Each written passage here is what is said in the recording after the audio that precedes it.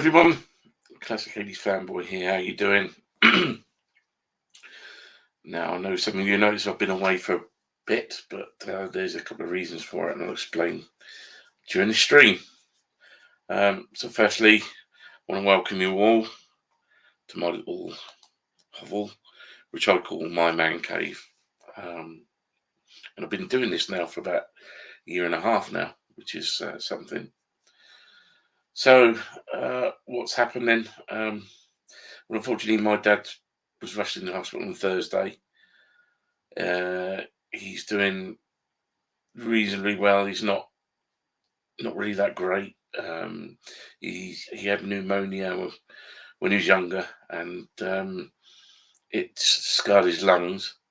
And they found a load of liquid in his lungs. He had just after COVID, and doctor gave him antibiotics, and obviously it didn't help. So yeah, he'd been taken in since Thursday. So what else has been happening? Work has really gotten in the way now of me doing any type of broadcast. I'm not going to name you still not going to name which company I work for. Wouldn't be right to do it on this YouTube channel, since I broadcast out to 40 or 50 people when I come on. So yeah, I'm only contracted to work 20 hours, and so far I've been doing between 33 and 35 hours a week. So that's been pretty draining as well. I'm literally getting one day off now. Well, I have been for the past 2 weeks, which has been a Sunday, and then straight back at it, and it's the same again today. I've just had the day off today, and straight back at work tomorrow. I'm not complaining about it because it's more money in the kitty for me, but it does tire you out. And when you look at the fact that I do a bit of housework as well, and I'm always doing housework. And today I cut my front lawn, the neighbour's front lawn as well, because he's away and it was looking tatty and awful. So I cut that as well, and I cut my back lawn. Yeah, it takes it out of you. And then before I go to work tomorrow, I might have to think about cleaning my car, because I'm trying to look after this car now. This car that I've just bought recently, I'm going to keep hold of it now for the next 5 years until I can afford another one. And I couldn't believe the price of it. I think I mentioned it before on a previous video, but it cost me £4,200 for a 07 plated car. It has a lot of bodywork issues that need to get sorted at some point, but I haven't got the money to do that at the moment. But never mind. We all struggle on. I can understand. We're all going through and feeling the pinch at the moment. It's not just me. It's everyone, and everyone I know. They're all feeling the pinch. So that's one of the reasons why we gave up a 2-litre car and went for a hatchback, a smaller 1.6 hatchback, because the one I had before was 2-litre diesel, and the diesel started rocketing over the price of normal unleaded petrol. So we decided to get rid of that one, and plus the fact it was getting to the stage where it needed a new timing belt and a new water pump. I mean, it would just overshadow the price of the car itself at that time. So we got rid of it, and yeah, I've got a little hatchback now, 1.6, and it was named before I'd got it. So yeah, his name's Frank. So it was owned by female drivers who tend to name their cars after males, and we tend to name our cars after females. But Frank's been doing all right. He's not let me down yet. So I think I'll stick with Frank for a while now and see how we get on. So as I said, my dad's been in hospital, but it's made me think about what actually happened, and the fact that my dad, I don't want to go into too personal details, but there are some people who are frightened of death, who are frightened of leaving this world. My personal opinion is that When I've been thinking about this the past couple of days, and I'm not frightened of dying. I think God has had a plan. From the day you're born to the day you die, God has a plan of what time and what day you're going to die. He doesn't. You don't know. You don't get told. Um, so I just want to live my life. Basically, I want to enjoy what I have. As I say, I don't like. I don't. It's not. It's not worth at the end of the day me falling out with friends or family anymore. I don't want to fall out with my family, and I'm not just talking about the relationship I've got with my wife now. I'm talking about my previous relationship with my ex-wife. I don't want to fall out with her for the sake of the boys. I've got two lovely boys, who I'm not going to talk about too much here because it's up to them that whether they want to come on at some point and say hello and introduce themselves. But my eldest come in. I face messaged him the other day, and he said, "Do you want to see something, Dad?" And I went, "Okay, what is it?" And he'd gone and had a tattoo done on his forearm. Um, don't get me wrong, it looked nice, but it was £300 worth of tattoo. And I was honest. I wasn't nasty. I said, "It's a nice tattoo, son, but I'm a little bit disappointed that you didn't put the money towards another car, because at the moment he hasn't got a car, and he's stuck in a town where it's a holiday town where um, basically you need a car to get out anywhere, and his car failed its MoT, and he needed a new one. And yeah, it would have been nice if he saved up the money and got himself another car, but that was his choice. I'm not going to turn around and it's his life. He's 21 this year, so it's his life. He does what he needs to do and make the mistakes that I make now. Not exactly the same mistakes, but he needs to make mistakes, and that's how you learn about life. And everybody has, I think, everybody has regrets about some point in their lives. I mean, if you don't, I believe you don't have any regrets, then good for you. But I don't believe you. You know, you're telling them you're being truthful to yourself. I made loads of mistakes when I was younger, a load of mistakes, and I know all of them. I'm not sure to admit that. I know all the mistakes that I've made, um, and it cost me quite a bit. But as I said, we're only human at the end of the day. It's what we do with the mistakes afterwards, whether we stop them from, don't repeat the same pattern twice, or do the same thing twice, which thankfully I haven't. Um, and that's how we evolve and learn and move forward. You know, otherwise, if we don't, if we don't move forward, we're never going to get anywhere in life, and we're just going to end up miserable. Let's just say that. I mean, my work is making me grumpy at the moment, and it's probably me. I mean, I admit, I think I need to change. I think I need to basically not be so grumpy. But at the moment, I'm tired quite a lot.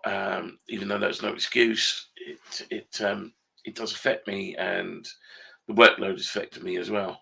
And when you do the same thing over and over again, it not only does it get boring, it brings your morale down, and once you start losing morale, it's hard to build it back up again. So yeah. Anyway, I was talking about death, and I was saying that in my mind, everybody's got a time limit. So we can't control what happens. We control some things in life. We control how safe we are, and whether we do stupid acts, or whether driving, we can control our speed. It's our fault if we go too fast and something happens, or we get flash by speed camera. That's all down to us, really. Um, the other things that we can't control accidents. They happen. We can try and prevent them, and we can reduce the outcome of an accident. But at the end of the day, an accident is an accident. It can't be helped. It could be nobody's fault at the end of it, you know. So as I said, we've all got time, uh, um, and one of the reasons I smoke, or I've smoked, A, because it was peer pressure, and I started when I was 16, and B, I hardly drink, only drink on occasion, and if I didn't have that or smoking, my life would be pretty mundane and boring, you know. Um, I've had my career, I've done my time. It'd be nice to get another career. It'd be nice to get another career started. I mean, it'd be nice to appreciate the experience that I've got and the leadership that I've got. It would be nice to be appreciated for that. I don't get appreciated for that. They're not interested. They see me. Some people see me as a threat, which I'm actually not. I'm here to. I would like to help, but I'm not. I'm seen as a potential threat, and they feel threatened, and I don't know why. Um, Perhaps it's because they're not. I know deep down in my leadership potential and what I can do, and some people don't like that. Some people don't like to know that they've got competition on their hands, so they keep you down and make your life, well, basically make it miserable, really. Um, yeah, so that's that. That's all I want to say about death, is that I'm not afraid of dying. Um, I have no issues about dying. We're all going to die at some point. Let's face facts. We are all going to die, aren't we? We're all going to cut off this mortal, this mortal coil of life. We're all going to go eventually, you know. It's just a case of when, and it's not me a case of looking forward to dying. That's not it at all. It's just I've got no fear of it. If it's going to happen, it's going to happen. Yeah. There's no point in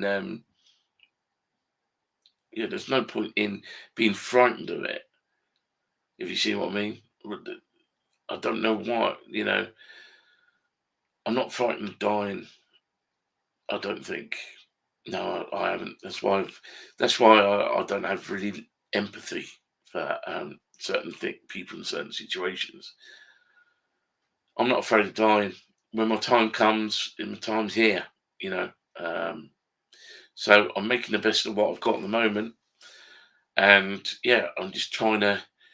When I get time off and my days off, I relax, and when I mean relax, I do relax. I'm even just working out in the garden is a way of relaxing for me at the moment, with the way things are at work.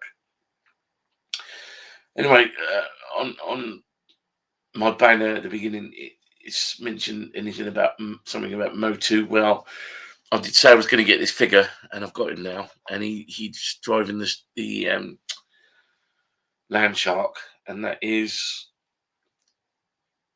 Trapjaw. What an amazing figure! I mean, I really like him. I like the fact that they've kept his mouth moving. You know, his mouth. He opens his mouth now. Hello, hello, hello.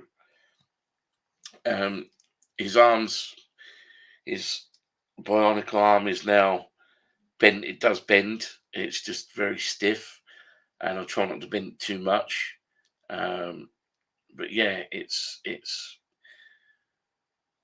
a good bit of engineering. I love the color, the orange that clashes with the sorry, the green that clashes with the pink and the blue for his belt. And if you see his belt, he's like got a wrestling belt on. And it's just skull and crossbones. Yeah, I don't know why he's got that as a. He's not a pirate, um, and he's not human anyway. He's Eternian, so I don't know why he would have skull and crossbones, because that's a human thing. But yeah, he's a really colourful figure. Um, he's got he's able to keep all his weapons, because he does come with different weapons. I mean, here he's got a hook. See that nice black hook, and he's got his laser cannon. Yeah. So that little thing at the top there, that little hook, clips onto his belt that way. So I have that up on the shelf as extras because I don't want to try sitting him in the land shark when he's wearing them. It will just snap it. So, and he just sits neatly in the land shark. So yeah, when I first got those figures, I've not really bought any more figures. Just haven't got the money. Simple as that. I haven't got the money. So I buy what I can when I can. And next month's going to be a bit of a, because one thing about my work as well is that even though they provide us a top, um, the rest of the tops they have and jackets and that lot don't fit me because they're only 3XL, and I'm a 5XL sort of guy, which is quite strange because I do a lot of work and only eat once a day. My metabolism is awful at the moment. That's probably what's doing it because I've got low metabolism. Yeah, so um, I'm not 3XL, I'm a 5XL, and we had a meeting about 4 or 5 months ago, and I explained that not all of us are 3XL, and when they make the new uniforms to come out, can they think of us big guys and do some big sizes as well, which would be handy. Yeah, so I've got my own work trousers. I wear combat trousers, cargo trousers. Well, they're called cargo trousers, not combat trousers. The cargo trousers because they've got big pockets, so I can keep stuff in them. Um, I have to pay for my own footwear as well. I don't. They do supply footwear, but it's the really really cheap stuff that'll only last a couple of weeks, if that. When you constantly, they're not great quality. So I'm preparing to buy my own again. I've bought the last 3 pairs and another Dayglow vest as well. Safety vest, as it were.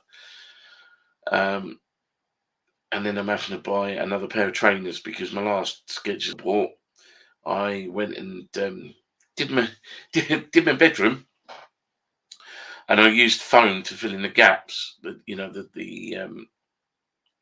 expandable foam, but it landed all over my trainers and ruined a perfectly pair of £60 Skechers. So I've got to get another pair of them now as well. Yeah, so I'm waiting to hear later on to find out how my dad is actually today. The last thing I heard is that he might have to have a blood transfusion because his blood platelet count is very really low. So they're thinking of giving him a transfusion to pump more blood into him in the hope that his platelet count could be higher. His oxygen stats are about 98%, so that's okay. Anyway, he won't be watching this, but I do wish him all the well. I'm sorry I can't be there for obvious reasons. I'm stuck in Devon and he's stuck in Portsmouth. But that's the way it is. That's because I chose to live down here. Yeah, so thanks for joining in. I'm sorry it wasn't too long. It was only just a quick update as to what's going on. So yeah, hopefully I'll have more things to talk about. So I will. We'll do a subject next week. I've been reading the Life and Scandalous Times of John Nathan Turner again. Now that book is fascinating into his actual life as a Doctor Who producer or executive producer. And when I read it the first time, I opened my eyes. I was like, "Whoa, what's going on?" Because there was a huge gay community in the BBC at the time, but it was kept hush hush. Because in the '70s and '80s, it was a bit of taboo. Well, it was in the public, but I'm sure that it was quite well known in the BBC because let's just face it, the BBC is a totally different entity to general public. I mean, they do their own thing. It's like another community within a private business. So whatever they get up to, And some of the stories I read in there, oh, Christ, it opened my eyes. Um, so yeah, I'll have a talk about that next week, and I'll have a chat about, what I thought of the book and everything like that. So I'll put that in and book that in for next week, and we'll have a chat about it because I think it's very interesting as to how the BBC is then. I mean, we all know about the Savile scandal. Yeah, we all know about that. That's the other side of the BBC. I think there was two different, three different groups gone. You had the gays in the community, you had the paedophiles in the community, and the sex offenders, and you also had them. I can't really say them normal people, really, can I? You had the married people in another community of the management system. So there was three different groups. It's like a triangle, three different groups. Yeah, yeah. So I want to talk about that and put my thoughts across. Thanks very much for joining me on this stream. I know it hasn't. Didn't want it to go on and on and on. It was only a quick stream to let you know what's going on. But thank you for joining, and yeah, I'll see you on the next one. Here we go. Take care and bye for now.